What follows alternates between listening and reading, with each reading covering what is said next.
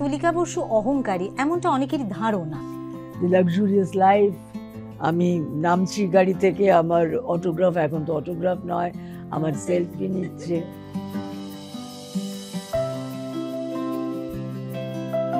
তুমি এত সুন্দরী, যে কোনো নায়িকাকে হার মানাবে তুমি। পাকা চুলগুলো দেখায়। কোনো ফিল্মে তোমাকে নায়িকা হিসেবে দেখা যায়নি, তো সেটা কি তোমার আক্ষেপ? তো আমার মনে হয় যা হয় ভালোর জন্য হয়। তুমি এত জনের মা সেজেছো, সবচাইতে বেস্ট সন্তান বলে তোমার কে মনে হয়? কারণ অভিনয় করি মানে তো সুস্থ নই, সুস্থ মানুষরা অভিনয় করেন না।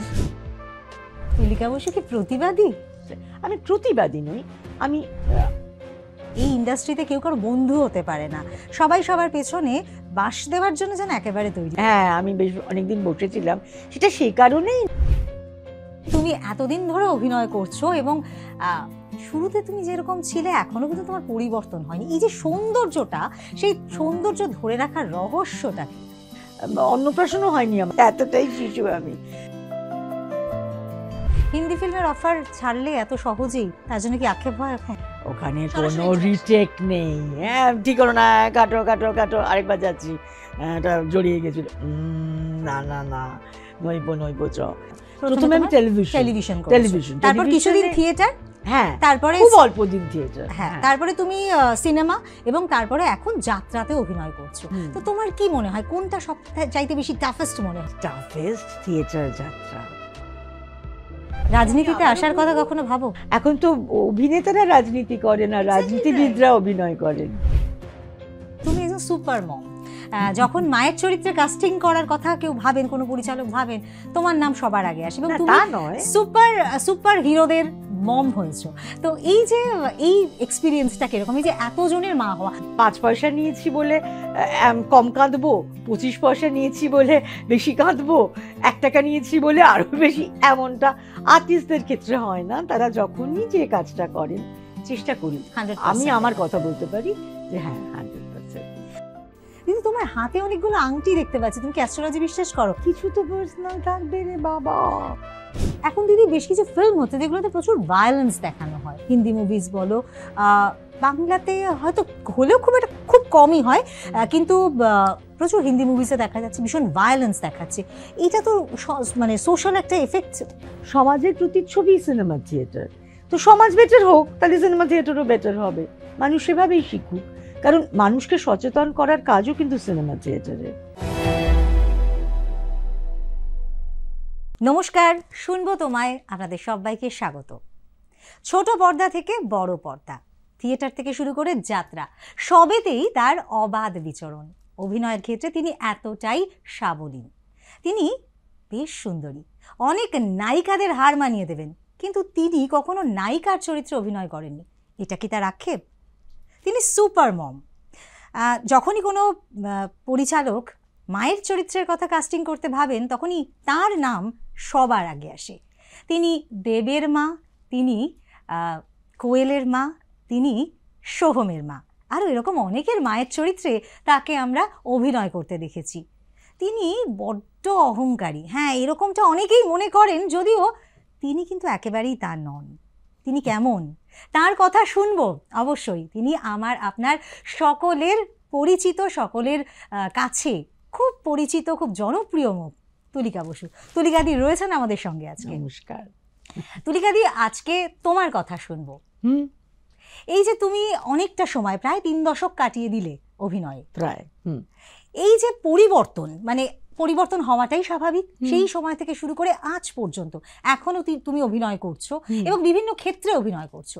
এই যে পরিবর্তনটা, সেটা তোমার চোখে ঠিক কিরকম ভাবে ধরা দিচ্ছে?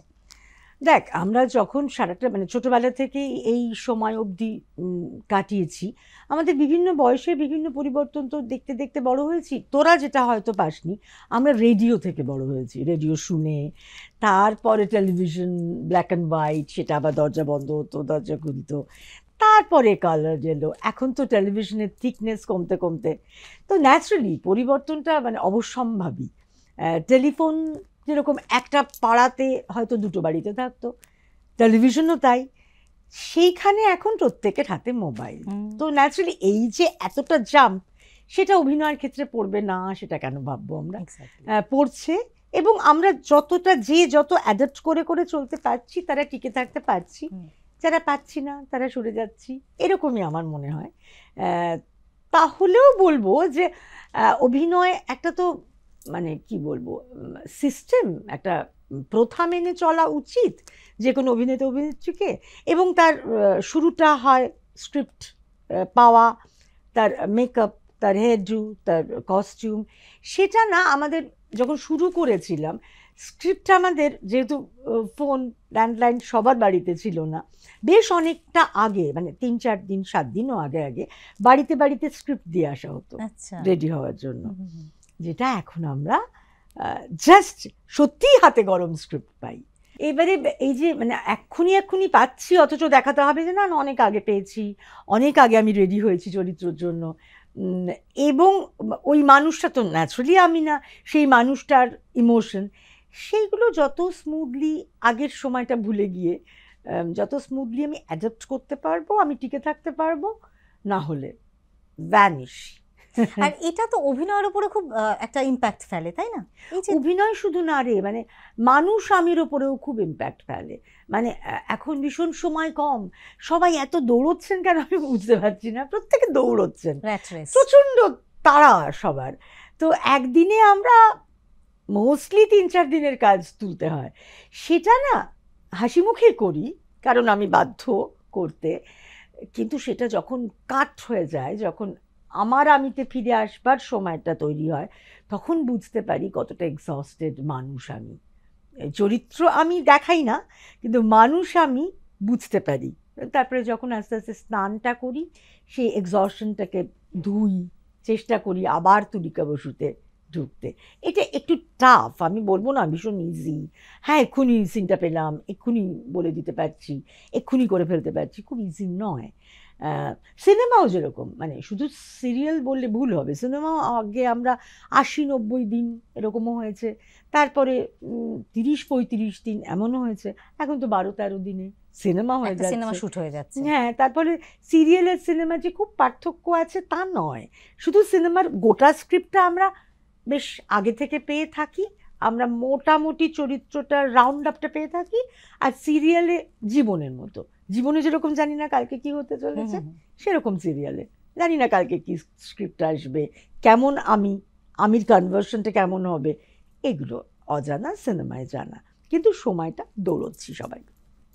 এখন তো দিদি নানান রকম বাজেটের ফিল্ম হচ্ছে, আমরা যদি বাংলায় এই সময়টায় দাঁড়িয়ে বেশ কিছু ফিল্ম দেখলাম যেগুলো বিগ বাজেটের ফিল্ম বলা যেতে পারে, সেগুলোর ক্ষেত্রেও কি সেই একই রকম ভাবেই হয়? বিশ্বাস করো আমাদের কাছে যখন ফোনটা আসে তখন সবাই বলে আসলে বাজেটটা তো কম। সেটা যতই বিগ বাজেট হোক না কেন, আর্টিস্টদের কাছে সেটা যাতে তাদের পেমেন্টের ক্ষেত্রে কম বাজেট হয়ে যায়, ভীষণ কম আসলে, বুঝতেই পারছো। যদি আমি স্টিক করে থাকি তাহলে আমার রেটটা কমে যায়, যদি আমি ওদের কথায় রাজি হই তাহলে মোটামুটি বিষয়টা তো একই, আমার হাতে ঢুকছে 1 টাকা মানে তো 1 টাকাই, এবারে 25-35 কিরমভাবে ভাগ করবে সেটা ওদের ব্যাপার। কিন্তু সবসময় আমাদের কখনো কেউ বলে না আচ্ছা তুমি এটা পেয়েছিলে, আমাদের না একটা সুন্দর গুছিয়ে ফিল্ম করছি, তুমি কি চাও বলো, এইটা শুনতে চাই, সেই দিনটার প্রতীক্ষায়, তাই তো?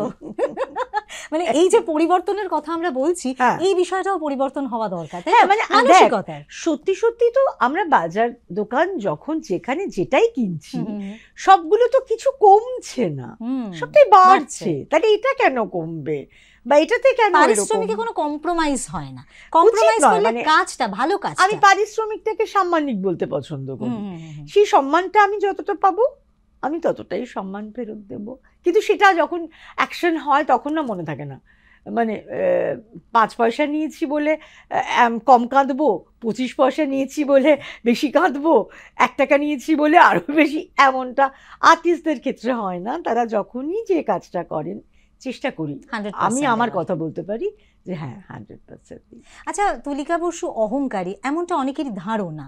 হ্যাঁ, আমি ইউটিউবে একটা দেখছিলাম, কেন কে বলছেন, হয়তো তাদের বোধহয় কন্টেন্ট কম পড়িয়া ছিল তাই তাহারা লিখিয়াছিলেন, কেন বলছেন মানে এটা ইন্ডাস্ট্রির কথা নয়, এটা একটা রিউমার।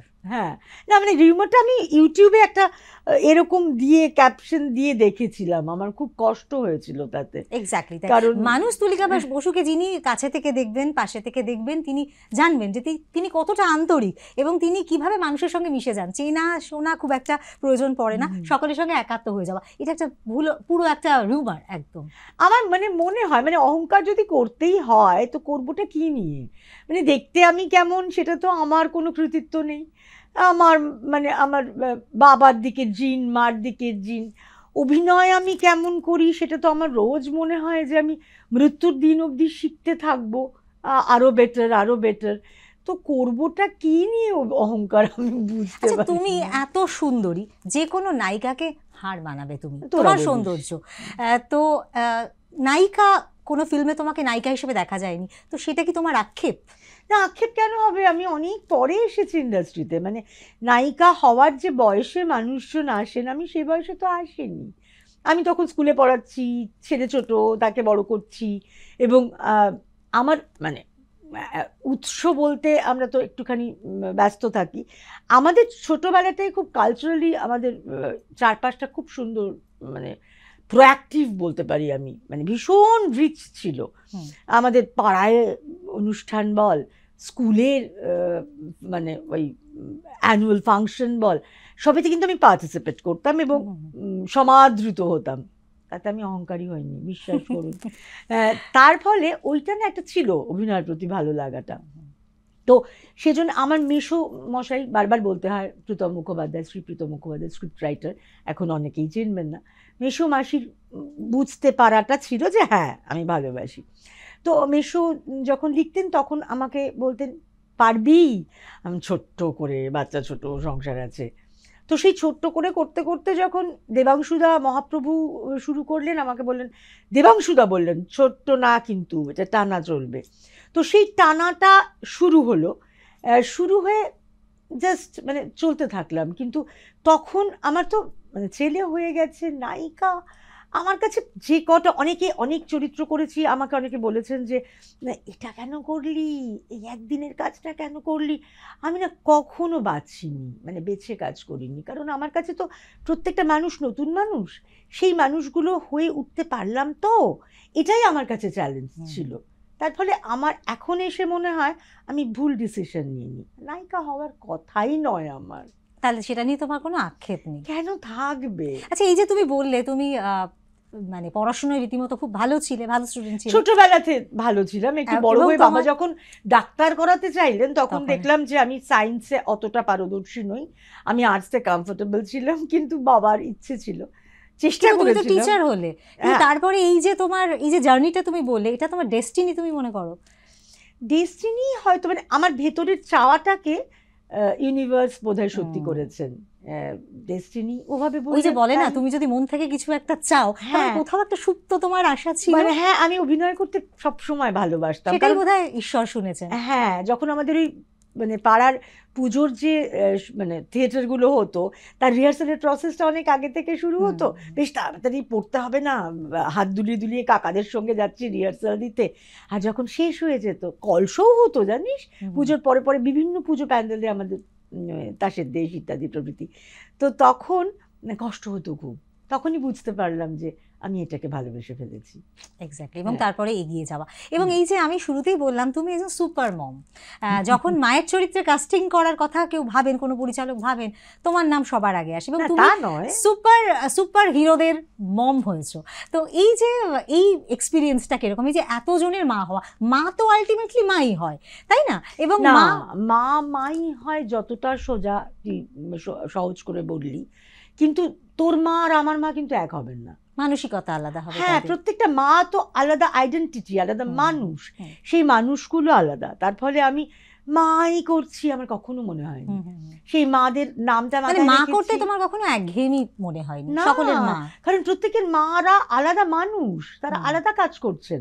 কখনো কখনো সেই মা, মানে এই রিসেন্ট যে কিলবিল সোসাইটি করলাম সৃজিতের, সেই মা একদম আলাদা, ওই মাটা না। হ্যাঁ, তার ফলে আমার মা করছি কখনো মনে হয়নি। ওই চরিত্রটার মধ্যে আমি আত্মস্থ হতে চেষ্টা করেছি, সেটাকে পেরেছি কিনা দর্শক বলবেন, ডিরেক্টর ওকে বলেছেন তাই শটটা ওকে মনে হয়েছে, দর্শকরা ভালোবাসেন বুঝতে পারি।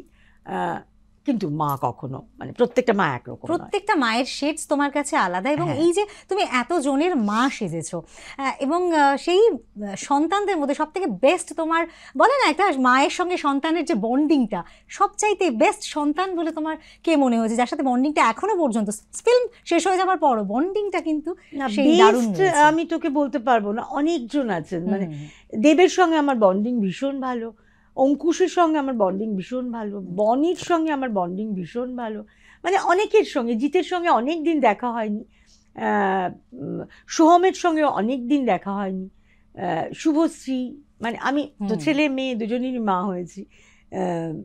আমার বন্ডিং, আমি যখন যাই না, যে কাজেই যাই, টেলিভিশন হোক, অ্যাড হোক, সিনেমা হোক, আমার ফ্যামিলি মনে করতে মানে স্বচ্ছন্দ লাগে, কাজটা করতে আমার ঢুকতে পারি চরিত্রে সহজে। তো ফ্যামিলি তো আছে, তারা আছে, মাঝে মাঝে আবার দেখা হবে প্রত্যেকের সঙ্গে, কাজে বন্ডিং প্রত্যেকের সঙ্গে স্ট্রং একেবারে, এবং সেই বন্ডিংটাই ফুটে ওঠে প্রত্যেকটা তোমার অভিনয়ের মধ্যে দিয়ে, তাই ফুল না? নাকি ফুটে উঠবে দেখতে পাওয়া যায়। একেবারেই তাই। এবং এই যে তুমি কখনো অভিনয় করছো, প্রথমে তুমি থিয়েটার করতে, না, প্রথমে আমি থিয়েটার করতাম না, প্রথমে আমি টেলিভিশন, তারপর কিছুদিন থিয়েটার, হ্যাঁ, তারপরে খুব অল্প দিন থিয়েটার, হ্যাঁ, তারপরে তুমি সিনেমা, এবং তারপরে এখন যাত্রাতে অভিনয় করছো। অভিনয়টা কিন্তু মূল তোমার, কিন্তু মানে প্রেক্ষাপটগুলো আলাদা, বিভিন্ন মাধ্যমটা আলাদা। তো তোমার কি মনে হয় কোনটা সবচাইতে বেশি টাফেস্ট মনে হয়? দর্শকের সাথে ইন্টারাকশন তো সবেতেই হচ্ছে, পর্দা এবং টাফেস্ট থিয়েটার যাত্রা, ওখানে সরাসরি রিটেক নেই, হ্যাঁ ঠিক হলো না, কাটো কাটো কাটো, আরেকবার যাচ্ছি, এটা জড়িয়ে গেছিল, না না না, নইব চ। থিয়েটার যখন আমি করতাম তখন আমার প্রত্যেক দিন যখন শোয়ে যেতাম, আমার মনে হতো পৃথিবীর সবাই কি সুখী, আমি মরা কেন থিয়েটারে রাজি হলাম, এটা মনে হতো। তো যাত্রায় যেহেতু অনেকটা বয়স হয়ে গেছে আমার, ওই ন্যাকামোগুলো তো আর সাজে না, আমি চুজ করেছি, আমি অ্যাকসেপ্ট করেছি, তারপরে যাত্রা করতে গিয়ে একটা অন্যরকম এক্সপিরিয়েন্স হচ্ছে জানিস, মানে এতদিন সবে প্রথম আমার, মানে আমি অন্নপ্রাশনও হয়নি আমার যাত্রা, এতটাই শিশু আমি। তো মজা করে বলছিলে তুমি হাঁটি হাঁটি পাপাতেও একটা রোলে আছো, এবং যাত্রাতে ঢুকেছি হাঁটি হাঁটি পাপা করে, তবে এখনো হাঁটতে পারার বয়স হয়নি যাত্রায়, হামাগুড়িও দিয়েছি কিনা সন্দেহ, সবে কয়েকটা শো হয়েছে। কিন্তু যেহেতু তখন অলরেডি আমার ঝোলাতে কিছু ফিল্মস, কিছু সিরিয়াল, কিছু অ্যাড রয়ে গেছে, মানে ঝোলা তো পূর্ণ হবে মৃত্যুর দিনও অবধি, কিছুটা রয়ে গেছে, সে তার রিফ্লেকশনটা না যাত্রা করতে করতে যখন আফটার শো দর্শকরা ওইগুলো বলতে বলতে আমাকে একটু ধরতে চাইছেন, সেটা মনে হচ্ছে ইউনিভার্স, মানে এবং তোমাকে পর্দায় দেখা এবং তোমাকে সামনাসামনি দেখা, হ্যাঁ ওই একটা পাওয়ার, একটা ওটা, হ্যাঁ মানে ওই ছুঁয়ে দেখার একটা আগ্রহ। হ্যাঁ, টেলিভিশনের কি করছি বুঝতে পারার উপায় নেই, ফিল্মে তাও বুঝতে পারার উপায় আছে, লুকিয়ে যদি একটু শো দেখা যায়, কিন্তু থিয়েটারে আর যাত্রাতে রিয়াকশনটা, থিয়েটারে যেরকম একটু মানে একটু অন্যরকম দর্শক থাকেন, যারা অনেক সময় মনে করেন এখানে কি হাততালি দেব করে একটু যাই হোক, কিন্তু যাত্রায় স্বতঃস্ফূর্ত হাততালি, যিনি ভিলেন করছেন তাকে স্বতঃস্ফূর্ত গালাগালি, যারা গান গাইছেন তাদের গান শুনতে ভালো লাগলে ভীষণভাবে জোরে হাততালি, মানে করতালি, একটা সম্মিলিত করতালি, এইগুলো না মেঠো গন্ধ আছে তো ওদের, মানে রিয়াকশনগুলো ভীষণ জ্যান্ত, ভীষণ জ্যান্ত। ওই সবুজ গাছপালা, সবুজেরও তো বিভিন্ন ভ্যারিয়েশন আছে, মাটির রঙেরও ভ্যারিয়েশন আছে, তো ওই জড়িয়ে ধরারও ভ্যারিয়েশন পাচ্ছি। হিন্দি ফিল্মের অফার ছাড়লে এত সহজেই, তার জন্য কি আক্ষেপ হয় এখন? না না না, ওটা অনেক পুরনো ঘটনা, ঘটে গেছে, এসছিল, ভাগ্যিস ছেড়েছি, কারণ আমি এত তার জন্য তার কোনো আক্ষেপ নেই তোমার? ইয়াশরাজ ব্যানারের আন্ডারে এরকম একটা ফিল্ম, দেখ আমি না আক্ষেপ করে, আমার মনে হয় যদি আমি আক্ষেপ বন্ধুদেরকে একটু বলি, মেরি প্যারি বিন্দু অনেকেই হয়তো জানেন, একদম অবলীলায়, না ঠিক অবলীলায় না, আমার কাছে মনে হয় কি, যদি আমি আমার শর্তে বেঁচে থাকতে পারি সেটাই আমার কাছে যথার্থ বাঁচা, তো আমি মানে শর্ত ইন দ্য সেন্স যে আমাকে একটু আগে থেকে জানাতে হবে। এই যে তোর সঙ্গেও যে কথা বলছি আমরা একটু আগে থেকে একটা প্রিপারেশন থাকে, আমি সব কাজ অফ রেখে শুধু এতেই কনসেন্ট্রেট করবো। তো ওখানে একটু হট করে বলা হয়েছিল। তবে আমার যিনি অ্যাসিস্ট্যান্ট তিনি বিহার, মানে বিহার তার দেশ। আমি প্রথম দিকে খুব চেষ্টা করছিলাম তার সঙ্গে হিন্দিতে কথা বলার। তো একটা সময় দেখলাম যে চৌধুরীজি উনি বাংলাটা খুব কষ্ট করে শিখে নিয়ে বাংলায় বলতে শুরু করলেন। তো আমি তখন বুঝতে পারলাম ভাগ্যিস আমি করিনি হিন্দিতে, এত সুন্দর হিন্দি বলতাম যে সেটা তো ডাবিং দিয়ে ম্যানেজ হয়ে যেত দিদি। আমি জানি না আমি আমাকে স্যাটিসফাই করতে পারতাম কিনা, মানে আমার মনে হয় যা হয় ভালোর জন্য হয়। মানে ইউ আর ভেরি পারফেকশনিস্ট তোমার কাজ নিয়ে, এবং সে কারণেই তুমি মানে এই যে খুব সহজ স্বীকারোক্তি তুমি করলে যে তুমি হিন্দিটা ঘটেছিল অন্য কারণে, ঘটেছিল আমাকে, আমি বলেছিলাম আমাকে 1-1.5 মাস আগে বলতে, কিন্তু ওরা ন্যাচারালি সবার খুব প্রেশার থাকে, হয়তো বিভিন্ন প্রেশারে আমাকে খুব কম সময় দিয়েছিলেন। আমি যে সিরিয়ালটা তখন করছিলাম অবলীলাক্রমে সময় বার করতে পারতাম, কিন্তু মনে হলো যে না, কেন লোকে ভাববে কেন যে বাঙালিরা হ্যাঁ করতে করতে রাজি হয়ে যায়। তো আমি সেই ক্ষেত্রে মনে হয়েছিল, কিন্তু এখন মনে হয় সেটা খুব ভালো খিল্ল ছিল, করাই যেত, অ্যাকসেপ্ট, নিজেকে অন্তত দেখতে পাওয়া। মানে সামান্য কিছুটা হলেও তোমার একটু আক্ষেপ আছে? না আক্ষেপ আছে বলতে আমি পারছি কি না সেটা দেখতে পারা একবার করতে হবে। যেরকম যাত্রাটা আমি এখন এত বয়সে এলাম যে এটা অনেক দিন থেকে এই কথাটা হচ্ছিল, 4-5 বছর আগে থেকেই, কিন্তু আমার মনে হচ্ছিল আমি পারবো না। তো হ্যাঁ, একটু পারছিটা নিজের কাছে নিজের মানে একজন শিল্পী হিসেবে দরকার। তো সেটা একটা নিশ্চয়ই কোনো ঘটনা ঘটবে, ইউনিভার্সই ঘটাবে, যেখানে হ্যাঁ চৌধুরীজিকে দেখিয়ে দিতে পারবো আমি হিন্দি বলতে পারি। আচ্ছা, তুলিকা বসু কি প্রতিবাদী? প্রতিবাদী না, দেখ সত্যি কথা সত্যি করে বললে যদি প্রতিবাদ মনে হয় লোকজনের, তাতে আমার কিচ্ছু যায় আসে না। কিন্তু এখন প্রতিবাদ করলে তো কাজ পাওয়া যায় না। হ্যাঁ, আমি বেশ অনেকদিন বসেছিলাম, সেটা সে কারণেই নাকি অন্য কারণে আমি জানি না, কিন্তু আমার মানে মা বাবাও যদি অন্যায় করেন, আমি মা বাবাকেও বলতাম, মানে বাবা এখন নেই কিন্তু মাকে এখনো বলি যা যা অন্যায়, মানে আমার যেটা মনে হয় যে ঠিক করছো না, তার মধ্যে হয়তো কথাবার্তাতে আলটিমেটলি দাঁড়ায় হ্যাঁ মার কিছুটা ভুল কিছুটা ঠিকও, আমি সেটাকে অ্যাকসেপ্ট করি। কিন্তু সবাইকে তো আর পাই না আমরা যে ডিরেক্টলি জিজ্ঞেস করব। তো তার ফলে অন্যায় দেখলে বলবো অন্যায়, ভালো দেখলে বলবো ভালো, সেটার মানে প্রতিবাদ নয়। এই সামনে যে ধরনের বেশ কিছু আমরা ঘটনা দেখেছি, অনেক অভিনেত্রীদের দেখেছি বা অভিনেতাদের দেখেছি তারা পথে নেমে প্রতিবাদ করছেন। তুমি প্রতিবাদ করেছো? পথে আমি নামতে পারিনি, কারণ আমি ফিজিক্যালি, বয়সটা তো 56, হাঁটু টাটুগুলো বুঝিয়ে দেয়, আয় তুই কিন্তু 56 রানিং, তো তার ফলে খুব বেশি হাঁটতে পারিনি। একদিনই বোধহয় হাঁটতে পেরেছিলাম, কিন্তু মনে মনে আমি অনেক মাইল হেঁটেছি। শুধু সেদিন থেকে নয়, মানে এই কলকাতা থেকে নয়, আমি সুশান্ত সিং রাজপুতের সময় থেকে আমি অনেকটা হেঁটেছি। কিন্তু আমি দেখলাম আলটিমেটলি সেভাবে হয়তো রেজাল্ট পাওয়া যায় না, কিন্তু এখন হিন্দি ফিল্মের যে অবস্থা, মানে ওটিটির রমরমা ফিল্মগুলো রমরমা নয়, আমার মনে হয় অন্যভাবে হয়তো উত্তর পাচ্ছেন মানুষজন। সেভাবেই মানে প্রতিবাদটা না থাকলে আমি বেঁচে আছি বুঝবো কি করে? আমি রোজ ডাল ভাত খাচ্ছি, রোজ বেরিয়ে যাচ্ছি, তাহলে তো আমি সরকারি কর্মচারী হতে পারতাম, একটা টিপিক্যাল লাইফ আমি লিড করতাম। আমি তো টিপিক্যাল লাইফ লিড করতে চাইনি, আমি তো অনেক মানুষ হতে চেয়েছি। তার মধ্যে তুলিকাকে মেরে ফেলবো কেন? তুলিকা বেঁচে থাকলেই তো ওই মানুষগুলো হতে পারবে, এটাই আমার মনে হয়েছে। আমি প্রতিবাদী নই, আমি অন্যায় সহজ কথা সহজভাবে বলো এবং সত্যি কথাটাকে মুখের উপর বলতে পারো। আর আরেকটা বিষয় হচ্ছে যে এই সময়টাতে দাঁড়িয়ে আমরা যে কোনো মঞ্চে, সেটা রাজনৈতিক মঞ্চে বিশেষত দেখা যায় যে সেখানে অভিনেতা অভিনেত্রীদের ভিড় লক্ষ্য করতে পারা যায়। এবং তুমি যেহেতু বললে তুমি দেবের সঙ্গে তোমার খুব ভালো বন্ডিং রয়েছে, রাজ চক্রবর্তীর সঙ্গে তুমি কাজ করেছো, সেও একজন এমপি, তো তুমি কি সেই মঞ্চে কখনো ডাক পাও না, নাকি যেতে ইচ্ছে করে না?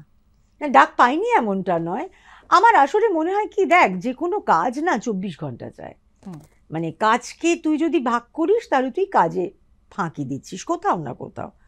যে কারণে আমি বাচ্চা ছোটোর অবস্থায় ছোট দিও আমার খালি মনে হতো আমি ওখানে ফাঁকি দিচ্ছি। যদিও অনেক ডাক্তার পাইলট আছেন যেগুলো এখন অনেকটা বড় হয়ে মানে বুড়ি হয়ে মনে হয় যে ওটা ফাঁকি দেওয়া নয়, আমার প্রফেশন হতেই পারতো, কিন্তু আমার মনে হয় আমি অভিনয় করি, সেটা 24 ঘন্টা চাই।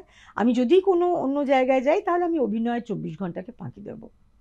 সেই কারণে থিয়েটারও আমি ছেড়েছিলাম, কিন্তু ওভাবেই যে আমি প্রডিউসারের কাছ থেকে 14 বা 12 ঘন্টার জন্য একটু রেমুনারেশন পাচ্ছি। আমি কি করে বলি যে আজকে আমার রিহার্সাল আছে, আজকে আমার অমুক সময় ছাড়তে হবে, কালকে আমার শো আছে, আমাকে অমুক সময় ছাড়তে হবে। সেটা না, আমার মনে হয় তাকে ঠকাচ্ছি, আবার এখানেও ঠকাচ্ছি। ওরমভাবে আমি পারি না, আমি নিজেকে ভীষণ টুকরো করতে পারি না। যেখানে থাকি গোটা আমিটা হয়ে থাকতে পছন্দ করি। একদমই তাই। এবং দেখো, যে অভিনেতা অভিনেত্রীদের মধ্যে মঞ্চে দেখি তারাও তো কাজ করে, তাহলে মানে তারা যে সেভাবে যাচ্ছে সেটাকে তুমি কোন দৃষ্টিভঙ্গিতে দেখো? আমি দেখবার কেউ নই, আমি আমারটা বলতে পারি। প্রত্যেকের চয়েস, তারা সেভাবে ভেবেছেন তাদেরকে যে আমরা মঞ্চে থাকি বা ইত্যাদি প্রভৃতি। কিন্তু আমি রাজনীতিতে আবারও আসার কথা বলবো, কখনো ভাবো? না না, আমি এখন তো অভিনেতারা রাজনীতি করে না, Exactly রাজনীতিবিদরা অভিনয় করেন। দুটো সত্তা মিলেমিশে একাকার। হ্যাঁ, তো সব অভিনেতার কথা বলছি না, নিশ্চয়ই কেউ কেউ আছেন, তাই জন্যেই আমরা এই দৌড়চ্ছি। কেন দৌড়চ্ছি আমরা কেউ জানি না, কোথায় পৌঁছতে চাইছি আমরা কেউ জানি না, কিন্তু একটু সুন্দর সুস্থভাবে বাঁচতে কার না ভালো লাগে। তো আমি ওই সুস্থভাবে বাঁচার জন্যেই অভিনয়টাই, কারণ অনেকগুলো মানুষ হতে হবে, সময় বড্ড কম, আমরা কেউ জানি না কতদিন আমি আছি, কতদিন আমি এই পৃথিবীর আলো রং রস রূপ গন্ধ পাবো। তো যতগুলো চরিত্র হওয়া যায়, যদি কখনো সিনেমা সিরিয়ালে রাজনীতিবিদের চরিত্র হয় করব। ওয়াও, এটা কিন্তু দারুণ বললে। রাজনীতি নয়, কিন্তু রাজনীতিবিদের চরিত্র অভিনয় করতে আমি চরিত্র তো অনেকগুলো হয়ে উঠতে চাই, অনেকটাই বেশি তখন ওখান স্বচ্ছন্দ। থেকে শিখলাম, শিখে সেটা পুট করার চেষ্টা করব। আচ্ছা দিদি, এরকম তো অনেক আমরা আগে সুচিত্রা সেন আছে, অপর্ণা সেন রয়েছেন, আরো অনেক সাবিত্রী চট্টোপাধ্যায় রয়েছেন, এরা সব প্রণম্য শিল্পীরা সকলে রয়েছেন। তো এরকম কোনো চরিত্র, মানে তাদের অভিনীত চরিত্র হতে পারে বা তাদের অনুকরণেও হতে পারে, কোনো চরিত্রের, সেটা কি তোমার ড্রিম প্রজেক্ট, এরকম কি কোনো একটা মনে সুপ্ত বাসনা রয়েছে, বা কোনো একটা ইন ফিউচার এমন কিছু একটা করতে চাও, ইউনিক কিছু? হ্যাঁ, আমি শুধু ওইটাই, মানে অনেক মানুষ হয়ে ওঠা হয়নি, সেই মানুষগুলো হতে চাই। মানে অনেক অনেক রকম চরিত্র আছে, মানে ভিখিরি হতে পারে, অনেক, মানে আমি ওভাবে তো বলা যায় না, মানে আমার নিজেকে খুব ভাঙতে গড়তে ইচ্ছে করে। যদি কেউ থাকেন সেরমভাবে, মানে তুলিকা বসু মানে এটা না, তুলিকা বসু এটা দেখি তো ওকে ট্রাই করে, বা ওখানে দেখি তো ট্রাই করে, এই ট্রায়াল অ্যান্ড এরর মেথডের মধ্যে ঢুকে আমার অনেকগুলো মানুষ হয়ে উঠতে ইচ্ছে করে। সেরকম একটা, মানে তুমি যে ধরনের কাজগুলো করেছো, যা যা কাজ করেছো এখনো পর্যন্ত, সবচাইতে মনে দাগ কেটে গেছে তোমাকে, মানে তোমার শিল্পী সত্তা ছাপিয়ে তুলিকা বসুকে ছুঁয়ে গেছে কোন চরিত্র? অনেকগুলো আছে, অনেক, মানে বলতে শুরু করলে অর্ধেক ভুলেও যাব, অর্ধেক মনেও থাকবে। আমার বাড়ি তার বাংলা ভীষণ প্রিয় একটা চরিত্র ছিল, যেখানে শাশ্বত, বড় শাশ্বত, মানে যারা দেখেছেন তারা বুঝবেন। তারপরে শেষের কবিতার যোগমায়া ভীষণ প্রিয় চরিত্র, মানে অনেক ছোটবেলা থেকেই পড়া, তাকে ধরতে চাওয়া চেষ্টা করেছি, লালদার, সুমন মুখোপাধ্যায়। তারপরে লভেরিয়া করেছিলাম রাজা চন্দ্র। মানে এই যে চরিত্রগুলোর কথা বলছো, এগুলো করে তুমি ভীষণভাবে স্যাটিসফাইড না, মানে ভালো লাগা তৈরি হয়েছে। স্যাটিসফ্যাকশন কোনো শিল্পীর আসে না রে, স্যাটিসফাইড যখন হব তার মানে আমি মারা গেছি, হ্যাঁ আমি শেষ। স্যাটিসফাইড না, মানে করতে পেরে, ছুতে, মানে টাচ করতে পেরে আমি আনন্দ পেয়েছিলাম। লাভেরিয়ার একটা চরিত্র কমার্শিয়াল, টিপিক্যাল কমার্শিয়াল, কিন্তু রাজাচন্দ্রর বানানোর মধ্যে একটা অদ্ভুত মিশেল থাকে। রিসেন্ট আমরা, মানে রিসেন্ট রিলিজ করে এসেছিলাম বোধহয় 23-এ, চন্দ্রবিন্দু। অনেক, মানে পাগলু চ্যালেঞ্জ, প্রধান, রঘু ডাকাতের অল্প একটু চরিত্র, মানে কাকে ছেড়ে কাকে ধরবো, এই যে হাঁটি হাঁটি পা আসছে 28 নভেম্বর, সেই চরিত্রটাও আমার বড় পছন্দের, ভীষণ পছন্দের চরিত্র। অনেক মিস করলাম, কিন্তু অনেকটাই। পরিণীতার চরিত্রটা, শুভ মা হয়েছিলাম, ওটাও আমার খুব ভালো লেগেছিল। মানে ভালো লাগার সংখ্যা অনেক অনেক, আমি মিস করছি হয়তো অনেকগুলো। এই যে তুমি এতদিন ধরে অভিনয় করছো, এবং শুরুতে তুমি যেরকম ছিলে এখনো কিন্তু তোমার পরিবর্তন হয়নি, এই যে সৌন্দর্যটা, সেই সৌন্দর্য ধরে রাখার রহস্যটা কি?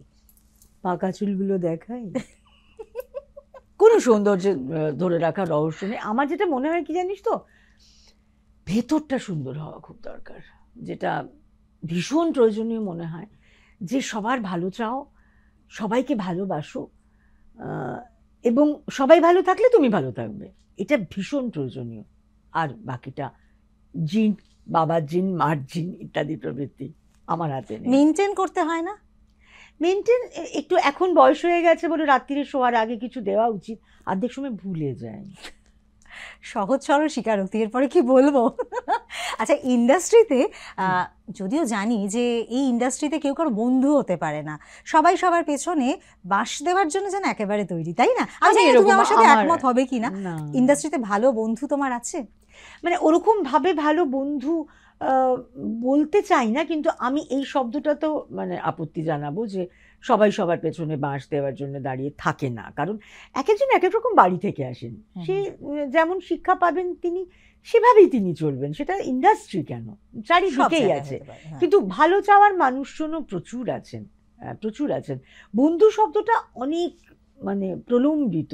বন্ধু শব্দটা মানে যখনই অসুবিধেতে পড়ি তখনই ফোন করে ডেকে নেওয়া, সেটা আমার আসলে আগে থেকেই স্কুল কলেজের আছেই বান্ধবীরা, তার ফলে আমার সেটা প্রয়োজন পড়েনি। কিন্তু অনেকেই আছেন যারা আমাকে ভালোবাসেন, অনেকেই আছেন যারা আমাকে। অভিনয় ইন্ডাস্ট্রিতে মানে তোমার সমসাময়িক কাজ করছেন বা আগে কাজ করেছেন? হ্যাঁ, মানে যারা আমার বয়সী তারা প্রত্যেকেই আমার শুভাকাঙ্ক্ষী বন্ধু। মানে আমি বিরক্ত করতে চাই না কাউকে।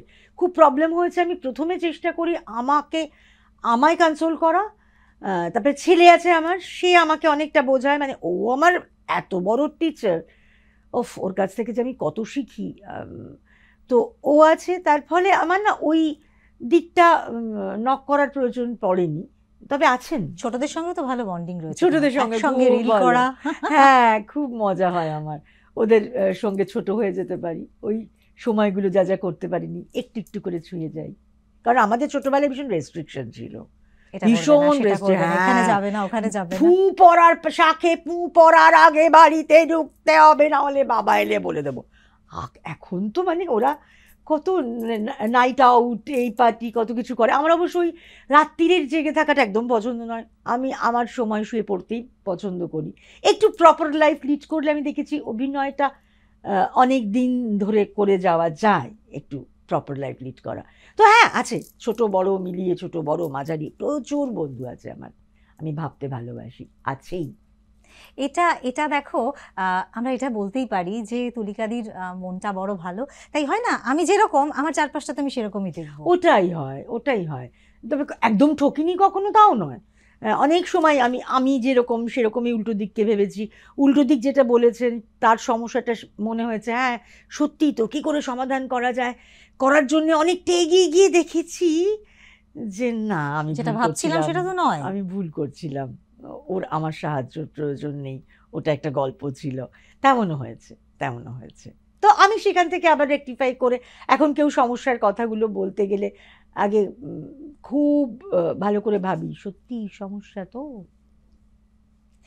একদিন ধরো এমন একটা সময় পেলে তুমি, যেদিন তোমার সারাদিনে হয়তো কোনো শুটিং নেই, কোনো কিছুর কোনো চাপ নেই, একটা অবকাশ, কি করতে ভালো লাগে? আমি ভীষণ ঘুমোতে ভালোবাসি, খুব ঘুমোতে ভালোবাসি। কারণ আমাদের সময়গুলো এমন যে আমাদের মানে সাধারণ মানুষের মতো যে একটা ঘুমের প্রসিডিওর থাকে, সাধারণ মানুষরা যেরকম রাত্রি 10টা 11টা ইত্যাদি প্রভৃতির সময় শোন, তার যখন কাজের সময় তখন তিনি উঠে পড়েন। আমাদের তো সেরম নয়, আমাদের যেরকম কাজ যখন শেষ তখন। আর এখন তো এই যাত্রায় প্রবেশ করে তো পুরোটা মানে মনে হচ্ছে যেন আমেরিকায় গেলে আমাকে ধাক্কা দিয়ে ওই সকালটা বিকেলটা সকাল করে দিতে পারতো। তো ঘুমটা প্রয়োজন, শরীরের জন্য প্রয়োজন, মাথায় অক্সিজেন দেবে ঘুম, ভালোবাসি ঘুমাতে। আচ্ছা, তুমি তোমার ছেলের কথা বললে, আর তুমি তো এই যে সুপার মম তুমি, এবং তুমি বলছো যে তুমি ছেলে হওয়ার পরে তুমি অভিনয় এসছো, তার মানে তোমার ছেলে দেখেছে অনেকের মায়ের চরিত্র তোমাকে, কখনো তোমাকে কিছু বলেনি? না, ও কিছু বলেনি এমনটা নয়, কিন্তু আমাকে হেল্প করেছে, যেরকম কাছের মানুষ বলে আমি মিস করে গেছিলাম কাছের মানুষটা, বুম্বাদা দেব, আমি আরও অনেকে ছিলেন।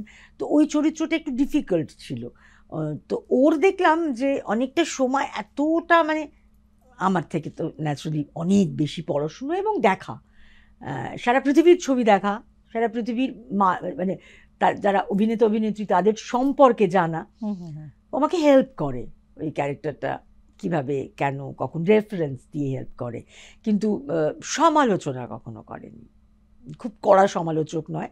ঠিক আছে, অর্ক কেমন ছিল রে, ঠিক আছে, এইটা এরকম হলে একটু অন্যরকম হতো, সেটা বলে না, সেটা কখনো বলে সেটা বলে না, সেটা বলে ঠিক আছে তো, হ্যাঁ ঠিক আছে, ওটা ভালো ছিল। কিলবিল সোসাইটিটা নিয়ে যেরকম ভালো বলেছে, কাছের মানুষটাও ভালো বলেছিল, শেষের কবিতার আর বাড়ি তার বাংলারও খুব বড় ভক্ত, চন্দ্রবিন্দুও ওর ভালো লেগেছে।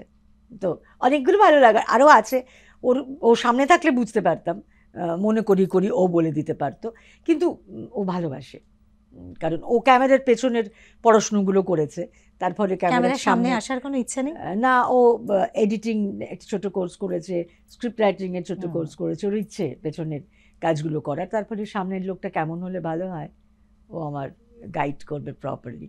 একদমই তাই, মানে ভাবো তুমি, মানে তুমি সামনে অভিনয় করছো, ছেলে তোমাকে পেছন থেকে একদম পুরো দিনটা এলে তাড়াতাড়ি এলে খুব ভালো হয়। আচ্ছা দিদি, একটা কথা বলো, যে তুমি এই যে আমরা বলা বলি করছিলাম যে ধরো এখানে প্রতিবাদ করলে অনেক সময় কাজ হারিয়ে ফেলা বা কাজ না পাওয়ার একটা বিষয় থাকছে, তো সেখানে এই সময়টা দাঁড়িয়ে অনেকে কিন্তু সেটা ছাড়া, বা ধরো কাজ পাচ্ছে না, বা এত যেহেতু প্রচুর কম্পিটিশন, সব ক্ষেত্রে কম্পিটিশন, অভিনয়ের ক্ষেত্রে তার ব্যতিক্রম নয়, তো এই যে কাজ না পাওয়া বা নানান কারণে হয়তো অনেক সময় হেনস্থার শিকার হচ্ছে অনেকে, সব কিছু মিলিয়ে না একটা অবসাদ কাজ করে, তো তাদের জন্য তুমি কি গাইডলাইন্স দেবে বা কি বলবে তুমি তাদের জন্য? আমি 2002 থেকে যেভাবে কাটিয়েছি, অনেকটা অবসাদগ্রস্ত হয়ে যাওয়ার কথা ছিল আমার, সেগুলো আমি ন্যাচারালি চাইবো না ডিসক্লোজ করতে, কিন্তু আমার মনে হয় কি অবসাদগ্রস্ত হওয়াটাও একটা বিলাসিতা, দুঃখ বিলাস বলি না আমরা, সেটা কিন্তু সবসময় উল্টো দিকের কারণে হয় এমনটা নয়। এখানে কিন্তু কোনো ঘটনা হঠাৎ করে ঘটে না আমাদের ফিল্ডে, তুমি তোমার কনসেন্ট নেই অথচ কিছু হয়ে যাচ্ছে, আমি জানি না, আমি আসলে বিলিভ করি এটা, আর ফেস করিনি এমন কিছু দেখা, তাই জন্য আমি হয়তো বলছি, কিন্তু আমার মনে হয় তুমি কি চাইছো তুমি তো জানো, তো তুমি কেন অবসাদগ্রস্ত হচ্ছ, মানে এটা একটা বিলাসিতা বলে আমার মনে হয়। আর এখন কি হয়েছে, কাজের সংখ্যা কিন্তু অনেক কমে গেছে, আর আর্টিস্টের সংখ্যা ক্রমশ বাড়ছে, মানে আমি এমন অনেককে শুনেছি এখন তো ছেলে বড় হয়ে গেছে, ছেলে বিদেশে চলে গেছে, একটু দেখুন না ওখানে, মানে অ্যাজ ইফ যেন অভিনয়টা কোনো ব্যাপারই না, গেলেই দাঁড়িয়ে। তারপরে যখন দাঁড়িয়েছেন অনেককেই দেখেছি যে, আমি অনেককে জিজ্ঞেস করেছি আপনি অভিনয় করতেন, মানে একটা সিন বারবার কাট করতে হচ্ছে না, আমি আসলে অমুক জায়গায় সায়েন্টিস্ট, আমাদের ওখানে যে থিয়েটার হয় সেখানে আমি আসলে থিয়েটার আর এই ক্যামেরার সামনে খুব দৌড়ে শট দেওয়াটা তো খুব এক নয়, তো সবাই মনে করেন যে অভিনয়টা ভীষণ সোজা একটা কাজ, সেটাকে একটু বুঝতে হবে যে অভিনয়টা তা সোজা কাজ নয়, এবং এখানে সাস্টেইন করাটাও খুব সোজা কাজ নয়, তাই জন্য আমার মনে হয় কতটা মেপে চলাটা খুব জরুরি। এবারে সবসময় এই যে আমারও 8 মাস বসে থাকা, সেটা তো আমার মেপেটা মিলল না, মেপে চলাটা মিলল না, আমার হাতে আমার জীবন নেই, এটাকেও মাথায় রাখতে হবে, কারণ এখানে তো ওরকম নয় যে এই কাজটা শেষ হলো তারপরে আমরা জানি পরের কাজটা কি এলো, তার পরের কাজটা কখন আসবে সেটা এখন ভীষণ আনসার্টেন।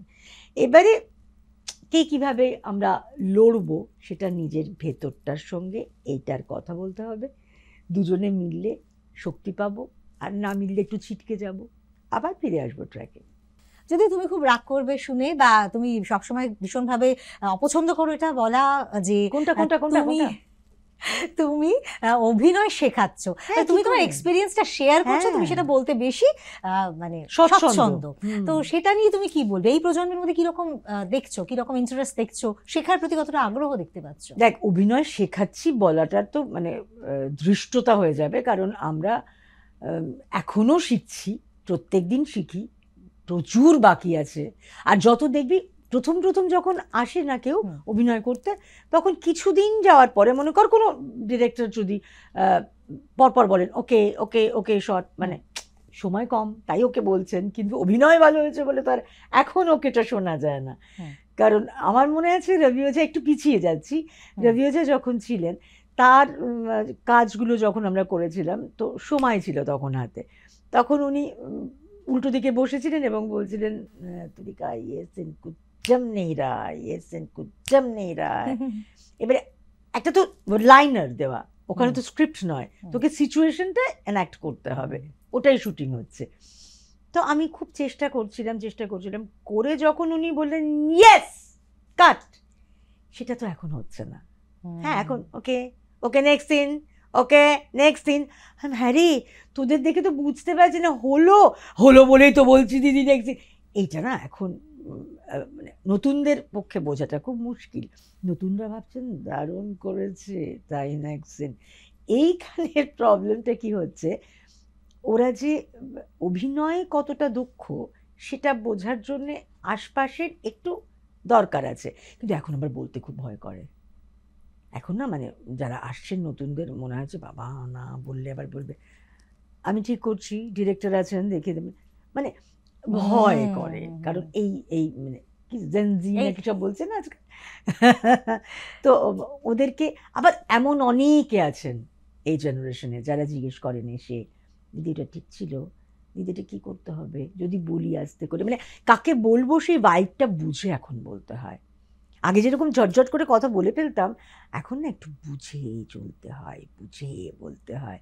তো আমি যখন এক্সপিরিয়েন্স শেয়ার করতে গেছি বেশিরভাগ জায়গায় আমি প্রথম প্রশ্ন করি যে কেন অভিনয়, এতগুলো পেশার মধ্যে অভিনয়টা কেন বেছে নিলে? তার মধ্যে মানে বেশিরভাগ উত্তর পাই যে লাক্সুরিয়াস লাইফ, আমি নামছি গাড়ি থেকে, আমার অটোগ্রাফ, এখন তো অটোগ্রাফ নয়, আমার সেলফি নিচ্ছে। আমি এটা না অনেক বছর পরে ঘটবে কি ঘটবে না আমরা কেউ জানি না। তো তার ফলে একটা বৈষম্য। তুমি তো এটা সেটের কথা বললে, এবং যে যখন তুমি বিভিন্ন ইনস্টিটিউটের সঙ্গে যুক্ত রয়েছো তাদের তাদের মানে যে এক্সপেকটেশন যে অনেকেই আমি সেলিব্রিটি হয়ে গেলাম, অনেকেই নেই ঝাঁ চকচকে লাইটটা দেখে ভাবেন যে এইটা বোধহয় খুব ইজি, পেছনের কষ্টটা, হ্যাঁ পেছনের কষ্টটা, তার পেছনে কতটা ঘাম ঝরানো, একটা ফিল্মের যে যখন শুট হচ্ছে তার যে একটা টেক করতে, অনেকেই বলে শুটিং দেখতে যাওয়ার ভীষণভাবে ইচ্ছে, কেন না তারা তো ভাবে যে একদম অল্প একটু সময়ের মধ্যে সেটা কমপ্লিট, কিন্তু সেটা যে টেক করতে কতটা সময় লাগে। আমাদের না দুরকম দর্শক আমি দেখতে পাচ্ছি, মানে এক্সপিরিয়েন্স করছি রিসেন্ট। একদল আছেন যারা ওরে বাবা অভিনয়, আরেক দল আছেন না ওই তো বাবা শুটিং দেখতে গেছিলাম, শুটিং আর ভালো লাগে না দেখতে, ওই যাচ্ছে ওই মানে দুজন আছেন যারা দল আছেন যারা রেসপেক্ট করেন, আর একজন ওই আঙুর ফল টক, এইটা বুঝতে পারি ভীষণ। বেশিরভাগই আঙুর ফল টক, কেন নিতে যাবো সেলফি, হ্যাঁ ঠিক আছে, এরকম একটা হয় দিদি আপনি। তো আমরা ওরমভাবেই এখন চলতে অভ্যস্ত হয়ে গেছি, সব রকম জলই ঢুকবে, বেনো জল সরিয়ে স্বচ্ছ জলে সাঁতার যাতে কাটতে পারি। প্রচুর দর্শক, তার মাঝখানে তুমি ধরো কখনো যদি এরকম হয় প্রচুর দর্শকের মাঝখানে কিরকম প্রশ্ন আসে, মানে তাদের মানে কি ধরনের প্রশ্নকে সম্মুখীন হতে হয়? আমি মুখোমুখি হইনি কখনো। এখন তো মোবাইলটা এত সহজলভ্য হয়ে ওই অটোগ্রাফটা উঠে গিয়ে পেন খাতা বার করাটা তো উঠে গেছে, এখন সেলফি। আর ঘাড়ের উপরে কেউ কেউ চড়তে চান, আমি সবাইকে চিনি না, এখন খবর শুনে যা যা দেখতে পাচ্ছি তাতে অনেক সচেতন থাকতে হয় যে কার ঘাড়ে তুলে আমি সেলফি তুললাম, তিনি কোথাকার মানুষ আমি তো জানি না, কিন্তু আমার এটাই প্রফেশন। সবাই একটু মানে আপনাদের সবার জ্ঞাতে বলে রাখি যে আমার সঙ্গে যারা সেলফি তুলছেন আমি তুলতে বাধ্য থাকি অনেক সময়, কারণ আমাদের কাছে দর্শক ঈশ্বর, শ্রোতা ঈশ্বর, তো সেভাবেই। কিন্তু প্রশ্ন করেন না তারা, একটু হ্যান্ডশেক, আমি হ্যান্ডশেকটা ভয় পাই, আমি এটা করি কারণ সেই হাত থেকে বন্দুক বেরোবে না ছুরি বেরোবে আমি তো জানি না, তাই আমি প্রণাম জানাই সবাইকে। মানে খুব মেপে বুঝে চলতে হয়, তাই এই সময়টা খবরটা বেশি দেখি, কারণ ওখানে অনেক বড় বড় সিরিয়ালগুলো দেখতে পাই, চলতেই থাকছে যে মেগা সিরিয়ালগুলো এন্ডলেস, কি মজা ওই সিরিয়ালগুলো, কিন্তু মানে টিআরপি কমলে বন্ধ হচ্ছে না, আমাদের সিরিয়ালগুলো টিআরপি কমলে বন্ধ হয়ে যায় বা বিভিন্ন কারণে হয়। তো এই খবরের যে সিরিয়াল গল্পগুলো বা ঘটনাগুলো দেখতে পাচ্ছি, তাতে মনে হচ্ছে খুব সচেতনভাবে পা ফেলতে হবে সবাইকে। আমাদের সবাইকেই এই সমাজটা ঝাড় দিতে হবে, পরিষ্কার করতে হবে এবং ভালোবাসতে হবে, ভালোবাসার মানুষজনকে, উল্টো দিককে বুঝতে সময় দিতে হবে। তাহলেই আমরা সবাই মিলে একটা সুস্থ সমাজে বাঁচতে পারবো, কারণ ভয়ে ভয়ে তো বাঁচা যায় না। ঠিক তাই, আমরা বর্তমানে যে একটা অস্থির পরিস্থিতির মধ্যে রয়েছি, ভীষণ, সেখানে একটা ভীষণ। পরিবর্তন, তুমি বারবার করে তোমার সাথে যখনই কথা হয় তুমি সবসময় বলো আর ভাল লাগছে না রে, তুমি অনেকবার এই কথাটা বলেছো আমাকে, মানে আর ভাল লাগছে না রে, যে পরিবর্তন দরকার। এই না, পরিবর্তন পরিবর্তনটা কিরম দরকার জানিস? দেখ, আমরা তো মা বাবাকে ভালো লাগছে না আমরা পরিবর্তন করতে পারি না। হুম, কিছু হুম। সিস্টেম আছে যেটা কনস্ট্যান্ট, যার পরিবর্তন হবে না। কিন্তু আমরা ওই একটা কথাই বারবার সব জায়গায় বলছি যে আমার উল্টো দিকের চেয়ারে যাকে বসিয়ে রেখেছি, যে আমি যাতে কাজটা স্মুথলি নিশ্চিন্তে করতে পারি, আপনি কিন্তু সেটা দেখবেন। তিনি যদি উল্টো দিকে চেয়ারে বসে বলেন আমি তোমাকে এই কাজটা করিয়ে দিলাম, আমি তোমাকে ওটা পাইয়ে দিলাম, সেটা তো একটা পীড়া দেয়, সেটা তো সঠিক কথা নয়।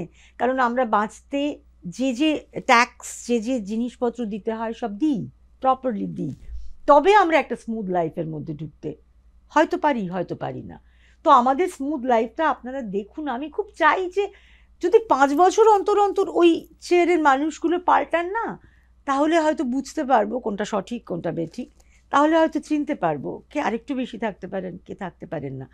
সবাই আমরা একটু সচেতন হই, কারণ আমাদের জীবনটা আমাদের জীবন, সেটা খুব কষ্টার্জিত একটা জীবন, সেটাকে উল্টো দিক টালমাটাল করে দিতে পারে না, উচিত নয়। আর যারা যারা ভুল করছেন, ভুল করে ফেলেছেন বা অন্যায় ক্রমাগত করছেন, তারা তো জানেন অন্যায় করছেন, তারা তো জানেন যে আমরা হাতে এখন এমন এমন অ্যাপ আছে যেটা বেশ কিছু ক্ষতিকর কিন্তু বেশ কিছু খুব দরকারি, তাতে আমরা জেনে যাচ্ছি। আপনারা মানে সব মিলিয়ে, ওপর যেখানে থাকি সব মিলিয়ে, যে আপনারা কি কি করছেন, আমরা কিন্তু অবগত আছি, আমরা কিন্তু অশিক্ষিত নই, আমরা কিন্তু নির্বোধ নই। That's it. তোমার খুব ভালো বন্ডিং তুমি বললে দেবের সাথে, এবং রাজ রয়েছে, হ্যাঁ, সোহম রয়েছে, এরা সবাই তো শাসক দল ঘনিষ্ঠ। সোহম, রাজ ওদের সঙ্গে একটু কম দেখা হয়। হ্যাঁ, দেবের সাথে বন্ডিংটা রয়েছে। দেবাশী, হ্যাঁ, দেবের এই যে সঙ্গে। এই যে এই যে তোমার বক্তব্যগুলো কখনো কথা প্রসঙ্গে, গল্প প্রসঙ্গে কখনো বলেছো? না, বলার একটু এড়িয়ে যাওয়ার চেষ্টা করি, এড়িয়ে যাওয়ার চেষ্টা করি এড়িয়ে যাওয়ার প্রসঙ্গটা। চেষ্টা করি। হ্যাঁ, হ্যাঁ, বন্ডিংটা যেখানে আছে সেই অবধি থাক। হুম। ওদের ওই জায়গাটাতে দরকার নেই তো, কারণ ওই জায়গাটা আমার জায়গা তো নয়, অন্য জায়গা তো কিছু জানি না বলে ওদের কি বিড়ম্বনায় ফেলবো কেন? মানে একটা জিনিস বুঝতে পারছি যে অনেক কিছু ভাবনা চিন্তা করে, অনেক কিছু মেপে বুঝে কিন্তু চলতে হয়, তাই না? না, নট দ্যাট সো, সেভাবেও নয়, কিন্তু আমাদের সময় কম থাকে তো শুটিংয়ের। তুই যে এই কথাটা বলবি, এই কথাটা তো গুছিয়ে বলবার জন্য যে সময়, তুই শুটিং পিরিয়ডে আমরা আলাদা করে কখনো বসিনি, হুম, হুম, হুম। ওই ডিউরিং মানে শুটিং, তখন না অত কথা, আর এটা প্রলম্বিত কথা বলার সময় থাকে না, কাজ কাজ কাজ কাজ কাজ। ওই যে বললে তুমি যে সময়টা খুব কাজের জায়গায়, সময়টা খুব কম, হ্যাঁ, মানে আর্টিস্টদের জন্য সময়টা খুব কম বরাদ্দ, মানে তাদেরকে একদম ওয়ান টেক শট ওকে করতে ওকে হবে, করলে সে খুব ভালো আছে। সে খুব দিদি তোমার হাতে অনেকগুলো আংটি দেখতে পাচ্ছি, তুমি কি অ্যাস্ট্রোলজি বিশ্বাস করো? আরে করতাম না রে, কিন্তু ওই আর কি। হ্যাঁ, আমি অনেকেই বলেন মা পরিয়ে দিয়েছেন, ও মুখ পরিয়ে দিয়েছেন, তা নয়, আমি হ্যাঁ করছি। কি কি কি কি রত্ন রয়েছে? না, আমি ওই সমস্ত আচ্ছা, বলবে না, ডিসক্লোজ করবে না। আমি এরকম আরেকজন অভিনেত্রীর ওইখানে দেখেছিলাম যে কি কি রত্ন, সেই রত্নটা কি কাজে লাগে, এবং এমা, আমার কিন্তু মনে নেই, আমার কিন্তু মনে নেই আমি সেটা। অবাক হয়ে গেলাম যে কিছু তো পার্সোনাল থাকবে রে বাবা। আচ্ছা, ইটস ভেরি পার্সোনাল। দিদির হাতে বেশ কিছু রত্ন রয়েছে এবং দুর্মূল্য মানে রত্ন বটে। তার মানে আমি দুর্বল, আমি নিজে এতটা সবল নই যে আমি একা চলতে পারবো, এটাতে বিশ্বাসী নই। আমার বিশ্বাস এরাও আমাকে চলতে সাহায্য করেন। মানে এটা কি তোমার শক্তি, তাকাত তোমার? যিনি দিয়েছেন তিনি বলেন, যারা দিয়েছেন তারা বলেন, কিন্তু আমরা সব চরিত্র তো পরে কাজ করতে পারি না, তখন বিভিন্ন জায়গায় টাচ করিয়ে রাখতে হয়। কিন্তু দেখি না, ইউনিভার্স যদি বিশ্বাস করি, অনেকে আমার উপর রেগে যাবেন, কিন্তু হ্যাঁ করছি বিশ্বাস। একেবারে সুন্দর স্বীকারোক্তি। হ্যাঁ, অ্যাস্ট্রোলজিতে বিশ্বাস আছে এবং এগুলো একটু শক্তি আমারও আছে, ডোন্ট ওয়ারি। আমি একটা অদ্ভুত মানুষ, আমি না সবকিছুতেই না মানে হ্যাঁ করি, মানে এটা কোথায় গেল না হলে, এটা নেই আমার, আমার না এইটা চলে। পড়েওছি, আবার তার অন্য জিনিসগুলো পড়তে থাকি। আজকাল তো গুগল দাদা প্রচন্ড হেল্প করেন আমাদের, যে সত্যি কি তাই, এটা বললে ভালো হয় এই সময়, ওটাই কি, হ্যাঁ ওটাই কি তাই, কনফিউশন নিয়ে পড়ি বলেই হয়তো কাজ আসছে না সেভাবে। কিন্তু মানে নিজে নিজে পড়ার চাইতে কারো অ্যাডভাইস নিয়ে পড়া, অ্যাডভাইস নিয়েই পড়ো। তার মানে তুমি অ্যাস্ট্রোলজি ভীষণভাবে বিশ্বাস করো, জ্যোতিষী বিশ্বাস করো, এবং এই যে তাদের অ্যাস্ট্রোলজি না, যদি আমি ঈশ্বর বিশ্বাস করি তাহলে তো অনেক অদেখা জিনিসকেই বিশ্বাস করতে হয়। তো অনেক অদেখা জিনিসকে বিশ্বাস করতে চাই না, দেখে দেখে বিশ্বাস করতে চাই। বেড়াতে যেতে ভালো লাগে দিদি? হ্যাঁ বেড়াতে যেতে চাই, সময় সুযোগ অবশ্যই। ওই আমাদের না সময় থাকলে পয়সা থাকে না, পয়সা থাকলে সময় থাকে না। শুটিং, আমি যেখানে যেখানে শুটিং করেছি, সেখানে লন্ডনে বেড়াতে গেছি, বেড়াতে গেছি, কাশ্মীরে ছেলেকে নিয়ে শুটিং ছাড়া বেড়াতে গিয়েছিলাম। বাহ। হ্যাঁ, তাকদায় শুটিং বেড়াতে গেছি, যেখানে যেখানে শুটিং করেছি সেখানে সেখানে আমি বলতে পারি কর গুনে গুনে।